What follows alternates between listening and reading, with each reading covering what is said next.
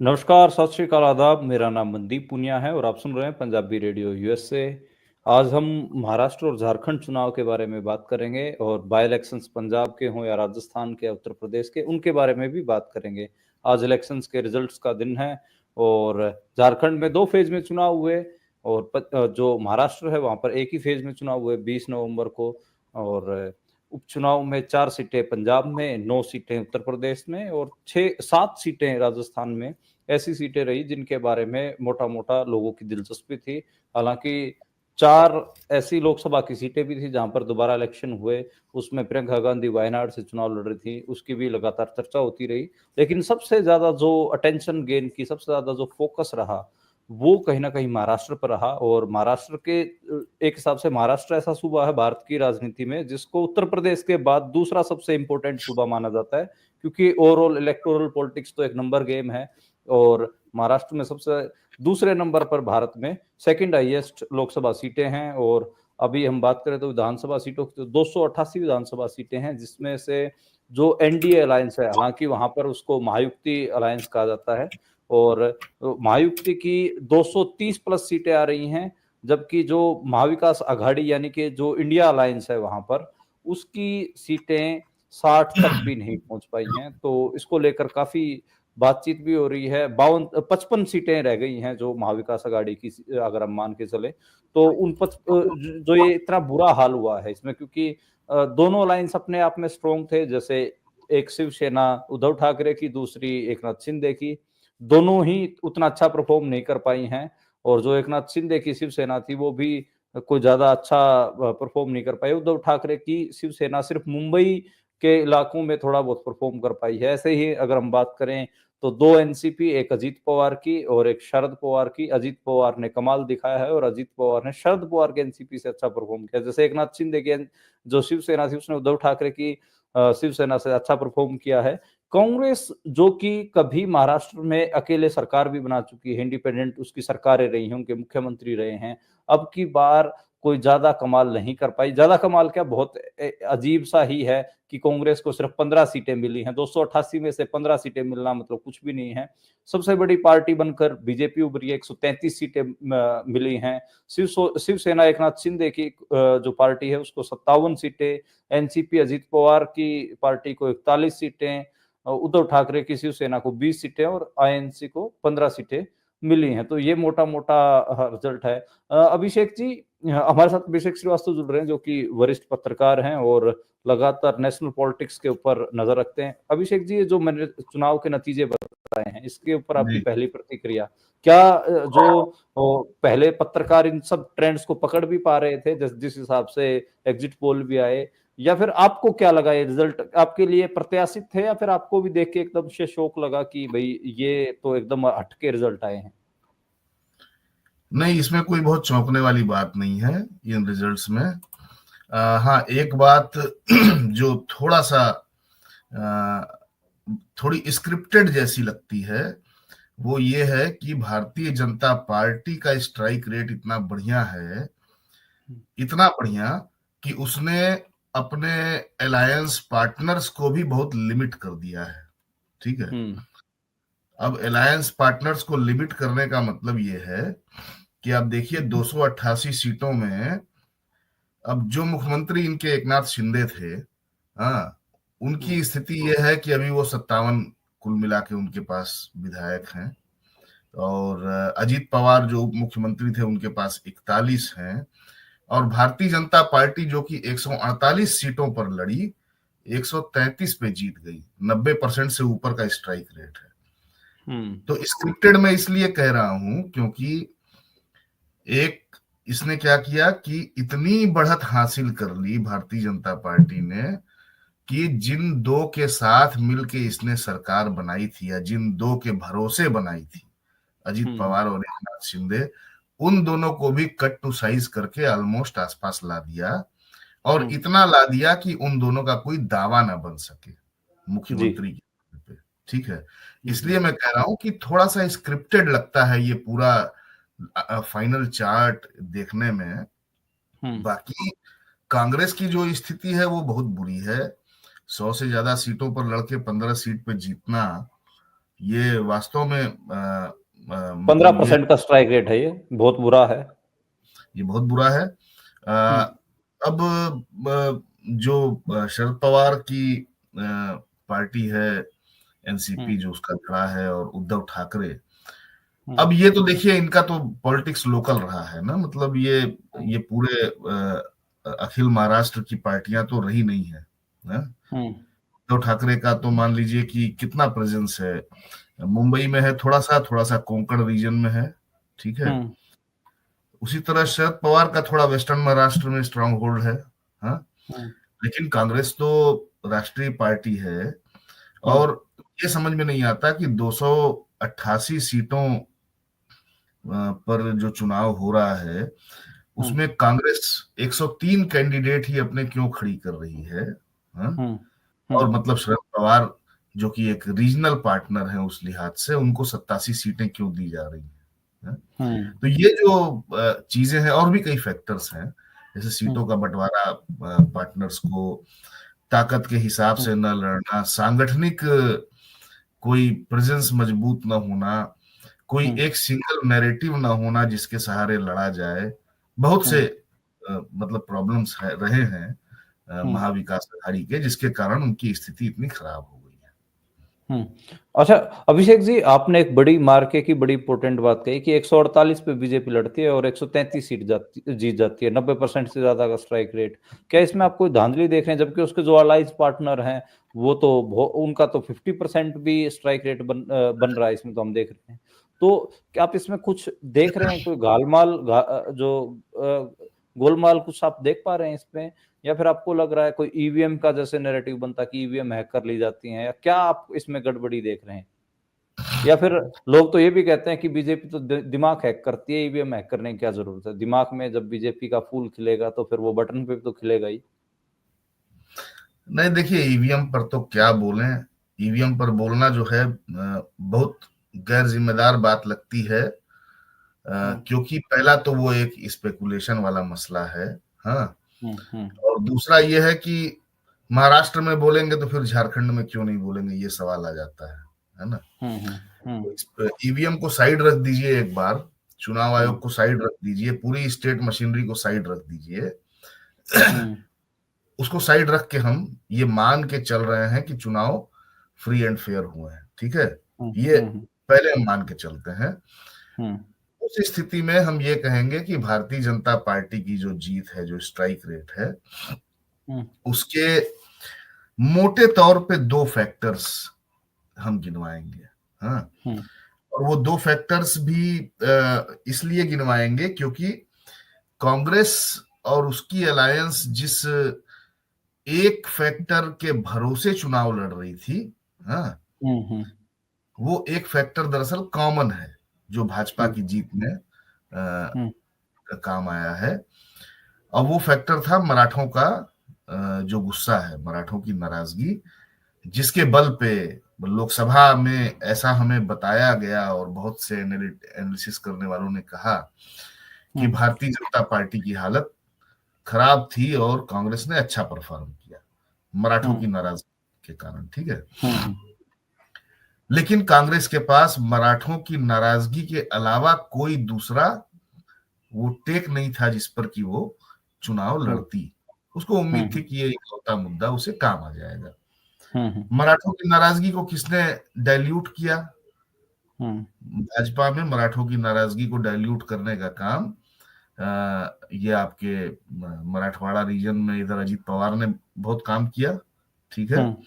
अजीत पवार का strong hold है उधर, और साथ में मतलब मराठों को एक बार जब पैसिफाई कर दिया गया तो भाजपा ने साथ ही साथ नॉन मराठा जो ओबीसी है, नॉन मराठा ओबीसी को भी साथ लाने की कोशिश की कुछ योजनाओं के माध्यम से, ठीक है। कहने का मतलब कि वो दो फैक्टर्स ऐसे थे, मराठा को साधना और नॉन मराठा ओबीसी को साधना, जिससे कि सेक्शनल जिसको कहते हैं कोलिशन एक बन जाता है, सामाजिक गठबंधन जो बन जाता है वोटों का, वो भाजपा ने तैयार किया, ठीक है। कांग्रेस वो सामाजिक गठबंधन जैसा कुछ नहीं बना पाई क्योंकि वो एक सेक्शन के भरोसे थी, ठीक। तो जब आप सामाजिक गठबंधन बनाते हैं वोटों का, तो आपको यहां से भी वोट आता है, वहां से भी वोट आता है ना। कांग्रेस, आप देखिए कांग्रेस की जब सरकारें हुआ करती थी महाराष्ट्र में, तो किनके भरोसे थी? दलित, आदिवासी, मुसलमान, कुंबी, ओबीसी। जी। हाँ? अब दलितों की पॉलिटिक्स का हाल ये है कि दलित पॉलिटिक्स का कोई जेन्युइन प्लेयर नहीं रह गया महाराष्ट्र में। 100 धड़ों में आरपीआई टूट चुकी। रामदास अठावले पिछले 12 साल से चुनाव ही नहीं लड़ रहे हैं। आरपीआई जो उनका अपना धड़ा है, वो चुनाव ही नहीं लड़ते हैं। ठीक है। प्रकाश अंबेडकर सॉफ्ट बीजेपी को फायदा पहुंचाने वाली पॉलिटिक्स करते हैं, ये सब लोग मानते हैं। ठीक है। तो जेन्युइन दलित पॉलिटिक्स करने वाला तो कोई रह नहीं गया जो कि नॉन बीजेपी और नॉन कांग्रेस करे। और दलित पॉलिटिक्स को कमजोर करने का, आरपीआई को तोड़ने का ऐतिहासिक काम कांग्रेस ने किया है महाराष्ट्र।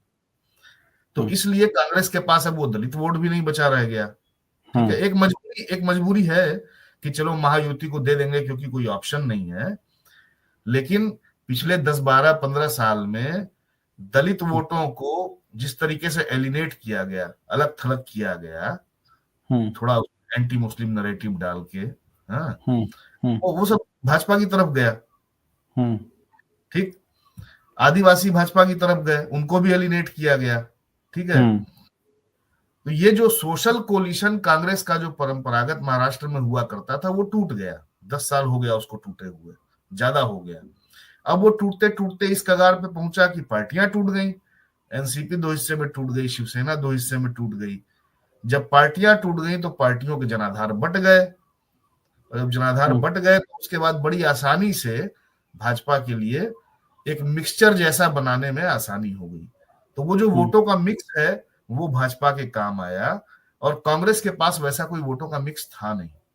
तो क्या ये जैसे नागपुर महाराष्ट्र में पड़ता है, और जैसे कहा जाता है कि भाई 100 साल पहले तकरीबन, हालांकि 99 साल कहेंगे, अभी 100 साल होने में तो कुछ टाइम बाकी है, 99 साल पहले आरएसएस का जन्म हुआ। तो क्या आपको लगता है कि नागपुर जो आरएसएस की राजधानी है, उसके सूबे महाराष्ट्र को अब बीजेपी ने हिंदुत्व की पॉलिटिक्स में पेंट कर दिया, रंग दिया है, और अगले अपने 100 साल जो स्वर्णिम काल है उस पर आरएसएस ये दावे के साथ कि महाराष्ट्र सूबे में भी हमारी सरकार है और मुल्क में भी हमारी सरकार है, दावे से अपना स्वर्णिम काल पूरा करेगी, या फिर उसको जिसको बोलते हैं गोल्डन जुबली अंग्रेजी में, तो गोल्डन जुबली मनाएगी? नहीं, मतलब मुझे ऐसा लगता नहीं है। हाँ?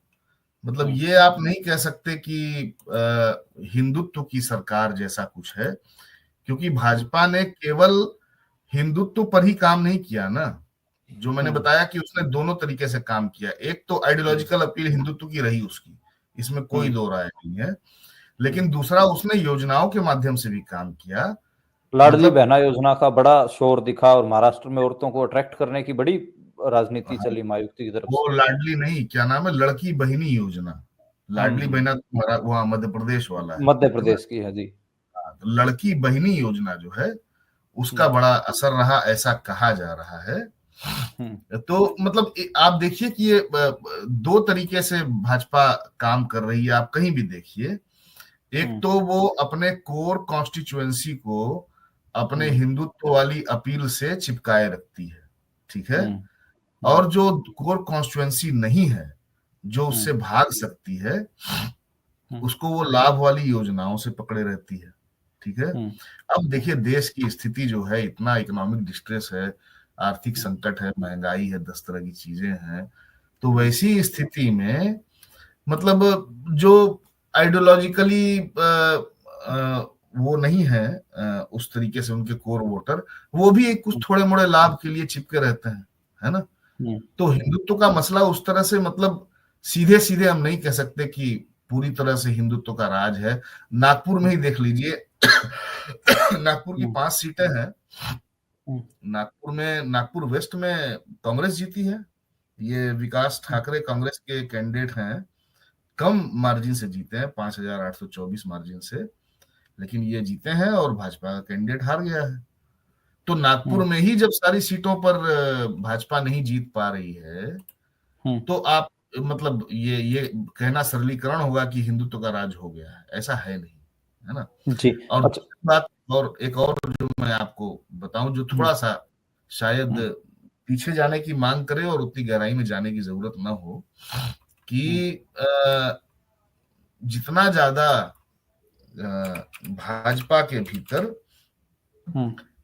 मराठा पॉलिटिक्स को, है ना, जितना ज्यादा नुकसान देवेंद्र फडणवीस ने पहुंचाया है, इस पे मेरे ख्याल से कहानियां भी हुई हैं, पहले कुछ लोगों ने बिल्कुल लिखा भी। लिखा है, बहुत बहुत लिखा गया कि जो देवेंद्र फडणवीस ने बीजेपी के, उन्होंने काफी नुकसान पहुंचाया मराठा पॉलिटिक्स को। तो मराठा, अब सोचिए कि अब देवेंद्र फडणवीस मराठा पॉलिटिक्स को जहां नुकसान पहुंचा रहे हैं, और वो मराठा पॉलिटिक्स क्या है, परंपरागत रूप से वो मराठा पॉलिटिक्स हिंदुत्व की पॉलिटिक्स का पर्याय के रूप में देखी जाती रही है। इसका मतलब कि न हिंदुत्व की पॉलिटिक्स उतनी होमोजीनियस रही है पिछले 10-12 साल 20 साल में, और न ही मराठा पॉलिटिक्स उतनी होमोजीनियस रही है।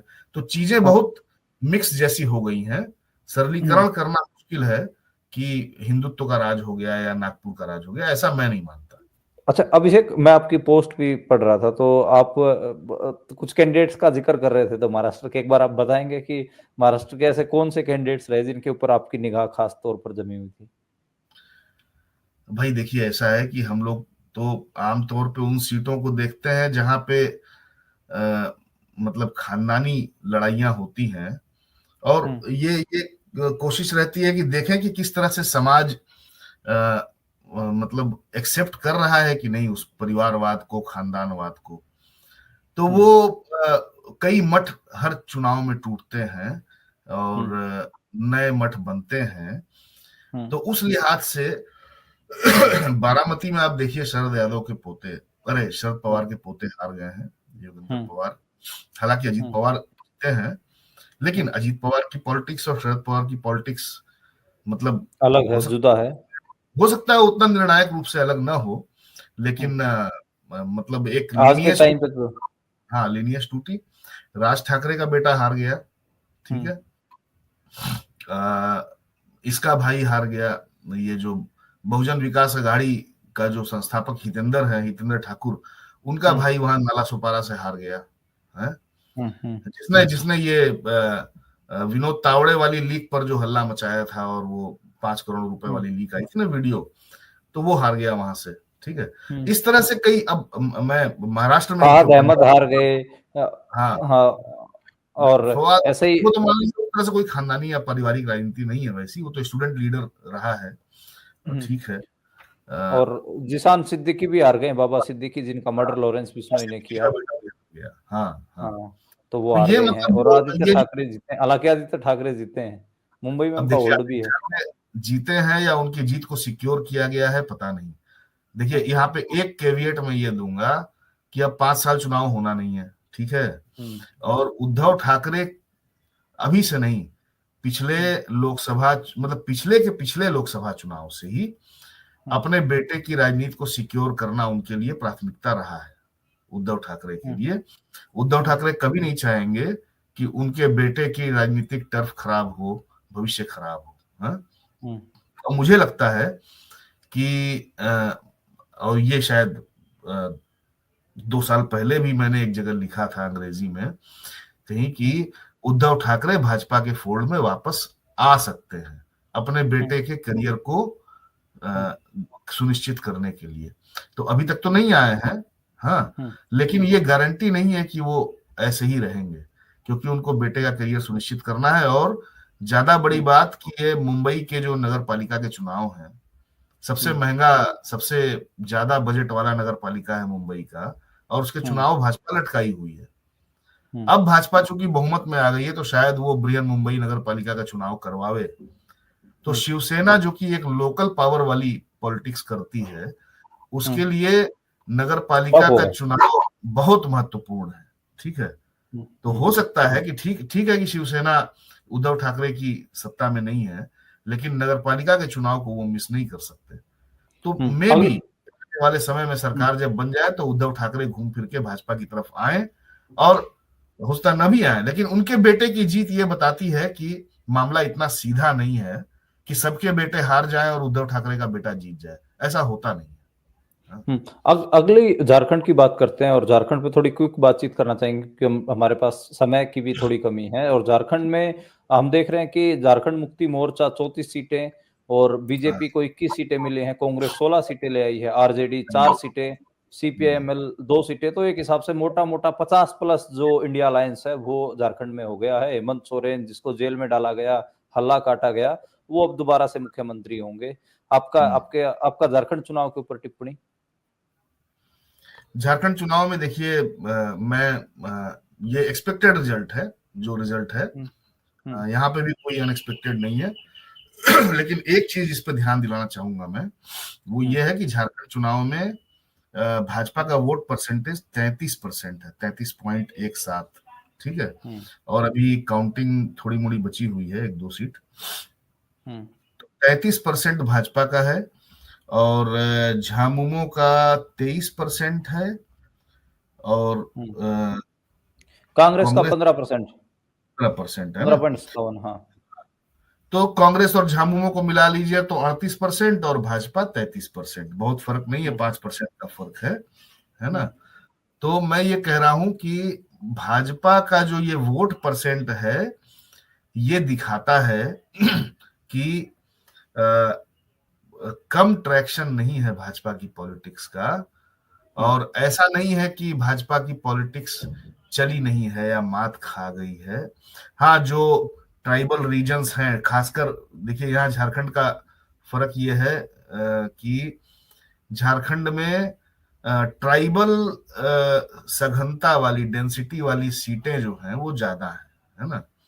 तो कम हम्म, वोट परसेंट लाकर भी आपको क्रॉस सेक्शनल काम करने की जरूरत नहीं पड़ती है, आप ट्राइबल वोट से सीटें ला सकते हैं, ये सुविधा है। तो इसको आप अगर महाराष्ट्र से कंपेयर करें, तो महाराष्ट्र में जो मराठा पॉलिटिक्स पर जिस तरीके से कांग्रेस केंद्रित थी, मराठा पॉलिटिक्स की नाराजगी पे, और वो फेल हो गया, हम्म, ठीक वैसे ही झारखंड में ट्राइबल पॉलिटिक्स को बचाए रखने पर केंद्रित थी झारखंड मुक्ति मोर्चा, है ना। हम्म, और वो कामयाब हो गया। बावजूद इसके कोल्हान के रीजन में चंपई सोरेन के थ्रू सेंध लगा दी भाजपा ने सरायकेला में, है ना। तो हम्म, अब इनफैक्ट दुमका में लंबे समय तक भाजपा का कैंडिडेट आगे रहा। कल्पना सोरेन लंबे समय तक पीछे रही, बाद में जाके 15वें में आगे हुई हैं, 15वें राउंड में। तो ये हम्म, दिखाता है कि झारखंड मुक्ति मोर्चा भले जीत गया हो, लेकिन जो पॉलिटिकल नैरेटिव वाला मसला है, वो हाँ। अभी भाजपा का यहाँ कोई फेल नहीं हुआ है, चूका नहीं है। हम्म। हाँ, अच्छा। तत्काल जो भाजपा का एक प्लैंक था बांग्लादेशी घुसपैठियों वाला, वो फेल हो गया है। हम्म, लेकिन झारखंड ही वो जगह है जहां पे कि हमने लिंचिंग की कई घटनाएं देखी हैं। और हम्म, वहां पे ये सब शहरी इलाकों में खासकर भाजपा की राजनीति ज्यादा स्वीकार्य है। ट्राइबल्स में एस्पिरेशन है, वो एस्पिरेशन हो सकता है आने वाले समय में भाजपा को स्पेस दे, ये जी। मेरा अंदाजा। आखिरी सवाल और कंक्लूडिंग रिमार्क भी, पंजाब की बाई इलेक्शंस 4 सीटें और 4 में से 3 पे आम आदमी पार्टी जीत गई है, 1 पे कांग्रेस। बरनाला जो कि हम्म, मीत हेयर जिसको भगवंत मान का हनुमान और ऐसे 10 चीजें कही जाती हैं, और मीत हेयर जो कि एमपी बने बरनाला से, लेकिन अब वो अपनी सीट रिटेन नहीं करवा पाए, वहां से कांग्रेस जीत गई है। और जो कांग्रेस के जो 2 सांसद बने वो दोनों भी अपनी सीट रिटेन नहीं कर पाए हैं, वहां पर आम आदमी पार्टी जीत गई है। तो बराबर हाँ, का दर्द आम आदमी पार्टी ने भी दे दिया है। सुखजिंदर हम्म, रंधावा की पत्नी आ रही हैं, और हम्म, जो राजा वड़िंग है उनकी पत्नी भी 22,000 वोटों के करीब आ रही हैं डिम्पी ढिल्लों से। तो हम्म, और जो आम आदमी पार्टी के एमपी हैं चब्बेवाल साहब, वो अपने उनके बेटे ने सीट जीत ली है, वो अपनी सीट रिटेन कर पाए हैं, कम से कम वो उन्होंने अपनी सीट वो बचा के रखी। तो इसको पंजाब के बाई इलेक्शंस, क्योंकि पंजाब के और हरियाणा के लोग बड़ा सुनते हैं हमारे इस रेडियो को, तो हाँ जी, हाँ जी। पंजाब के ऊपर आपने कुछ लिखा भी है, अब बताइए प्लीज। और देखिए, 4 में से 3 आम आदमी पार्टी का बढ़िया स्कोर है। हम्म, हम्म, और ये तो मतलब बिल्कुल क्लियर था कि जो लड़ाई है वो सीधी सीधी आम आदमी पार्टी और कांग्रेस के कांग्रेस। बीच में ही होनी है। और तो कोई था नहीं। लेकिन ये हम्म, भूलना नहीं चाहिए कि ये जो गिद्दड़बाहा में जो हरदीप सिंह ढिल्लों है, हाँ, डिम्पी ढिल्लों। हाँ, ये तो ये कहाँ से, ये तो शिरोमणि अकाली दल में हुआ करते थे पहले ना। हाँ हाँ, सुखबीर बादल के ये भी छोटे मोटे अनुमान तो ये भी रहे हैं सुखबीर हाँ बादल के। हाँ, भी बदल के रहे हैं।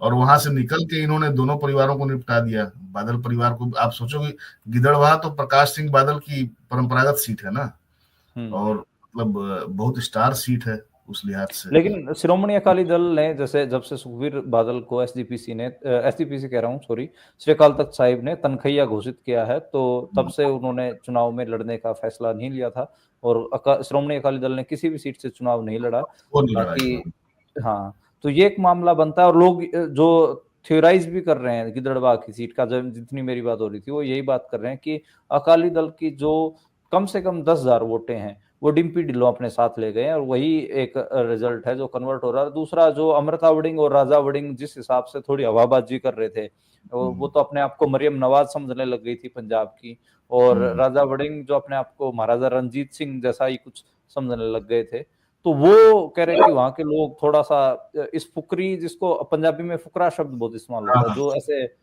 हवाबाजी वाली जो राजनीति थी उससे हाँ। परेशान होकर ये रिजल्ट गिदड़बाह में देखने को मिले। सुखजिंदर नहीं, वो ठीक है, रंधावा मुझे का लगता है कि जो ट्रेंड ट्रेंड अगर इस तरह से देखा जाए तो एक दो चीजें समझ में आती हैं। एक तो हाँ ये कि आम आदमी पार्टी की मतलब सत्ता के कारण ही, ऑब्वियसली सत्ता जिसकी रहती है उसकी धीरे धीरे समाज में स्वीकार्यता बढ़ती है। तो आम आदमी पार्टी चाहे जैसी भी है, जो भी है, भाजपा की बी टीम है, आरएसएस की पैदाइश है, वो सब हम लोगों ने लंबी बातें की हैं पहले। लेकिन पंजाब में एटलीस्ट उसने जो खानदानी किस्म की राजनीति है, जिसको आप कह रहे हैं ये हाँ वड़िंग और इनके हाँ बाद की, इस हाँ, खानदानी राजनीति को, फ्यूडल राजनीति को तोड़ा है। ठीक है। ये तो है। हाँ, तो ये आम आदमी पार्टी इस लिहाज से मुझे लगता है कि नई पीढ़ी को स्वीकार हो रही होगी। हाँ, अब आम आदमी पार्टी अगर दिल्ली में जो तिरंगा फहराती है और देशभक्ति का पाठ पढ़ाती है, वैसा काम इसने पंजाब में किया, तब शायद लोग मार के भगा दें। लेकिन अभी तक तो लगता नहीं है कि पंजाब में उस तरह के काम ये कर रही है। नहीं नहीं, पंजाब में पंजाब में तो फेडरल इश्यूज उठाती है और बोलती है कि नेशनलिज्म ठीक है अपनी जगह है, लेकिन फेडरल एक जो सूबों के अपने हक होते हैं उन अधिकारों की बात करने की कोशिश करती है, वो लेकिन जब तक फेडरल उसमें इश्यूज पे टिकी रहेगी तब तक तो बची रहेगी पंजाब में, हम्म, है ना। लेकिन दिल्ली वाला स्टाइल अपनाएगी तो फिर दिक्कत हो जाएगी उसके लिए। तो ये लेकिन एक लिहाज से ठीक है आम आदमी पार्टी का जीतना, कि चलिए पुराने खिलाड़ी जितने खानदानी है, परिवारवाद वाले हैं, हवाबाज हैं, वो चले गए, नए लोग आ रहे हैं, अच्छी बात है। लेकिन उस पर एक वॉच रखना भी जरूरी है, क्योंकि आम आदमी पार्टी का जो विचार है, उसकी जो पॉलिटिकल लाइन है, वो बड़ी खतरनाक है। वो और खतरनाक है। वो वो हमने बहुत खतरनाक। नेशनल वो जब कश्मीर में धारा 370 वाला मामला आया तो अरविंद केजरीवाल का ट्वीट आया था कि बहुत बढ़िया करा। आप कश्मीर और को छोड़ दो, किसानों के जो 3 कानून जिनके खिलाफ 1 साल धरना चला, सबसे पहले विधानसभा में दिल्ली के अरविंद केजरीवाल ने समर्थन किया था उन हम्म तीनों किसानों के कानूनों का, है। हम्म और उसके हम्म बाद जो है उसने कहा कि चलो यहाँ पे ले आओ, इस मैदान में, रामलीला मैदान में, और कहाँ कहाँ बुराड़ी में बिठा लो। तो विधानसभा में जाके आप कृषि कानून का समर्थन करते हो, बाद में आप जो है पंजाब के किसानों को समर्थन देते हो बाहर आके, ऑफ द रिकॉर्ड। ऐसे तो होता नहीं है। तो हम्म इसलिए इनका बहुत डूबियस है पॉलिटिक्स इनका। और दिल्ली हम्म चुनाव आने वाला है, और दिल्ली चुनाव में आपने देख लिया होगा कि इन्होंने रेवड़ी पर चर्चा रख दी है। ऐसे कौन करता है, मतलब कि रेवड़ियों के मुहावरे होते हैं, लेकिन आपने रेवड़ी पर चर्चा का बैनर लगा के मतलब जनता को आपने भिखारी समझ लिया है। एक तो भाजपा लाभार्थी बोलती है, दूसरा इन्होंने मान लिया है कि जनता जो है रेवड़ी पर वोट देती है। तो आप देख लीजिए कि भाजपा का नैरेटिव और आम आदमी पार्टी का नैरेटिव कैसे एक तरह का है। जी जी, शुक्रिया अभिषेक जी, और जुड़ने के लिए शुक्रिया। मैं तो इतना ही कहूँगा कि जो एक मोटा मोटा एनालिसिस था महाराष्ट्र का, झारखंड का और एक पंजाब बाई इलेक्शंस का, वो कर पाए हम। और थोड़ा समय की सीमा होती है, बातें तो लंबी होने वाली हैं। और मैं अभिषेक श्रीवास्तव का एक हिसाब से एक परिचय ये भी करवाना चाहूंगा कि बहुत अच्छे लेखक भी हैं, बहुत सारी किताबें इन्होंने लिखी है, अरविंद केजरीवाल पे इन्होंने किताब लिखी है। तो मैं अपने दर्शकों को, अपने श्रोताओं को ये जरूर कहना चाहूंगा कि अगले किसी एपिसोड पे, अगले किसी शनिवार को मैं जरूर अभिषेक श्रीवास्तव से अरविंद केजरीवाल के ऊपर एक लंबी बातचीत, शायद वो सीरीज में हो, उसमें 2 घंटे की हो, 1.5 घंटे की हो, तो जरूर सुनाऊंगा, ताकि जो एनआरआईज भाईचारा है वो तो बहुत ज्यादा अरविंद केजरीवाल को एकदम लेके आए थे कंधों पे बैठा के, तो कम से कम उनको जो अरविंद केजरीवाल की सारी सच्चाइयां हैं वो जरूर पहुंचे। सुनने के लिए शुक्रिया। कल फिर मुलाकात होगी, तब तक आप देखते और सुनते रहिए पंजाबी रेडियो यूएस। शुक्रिया।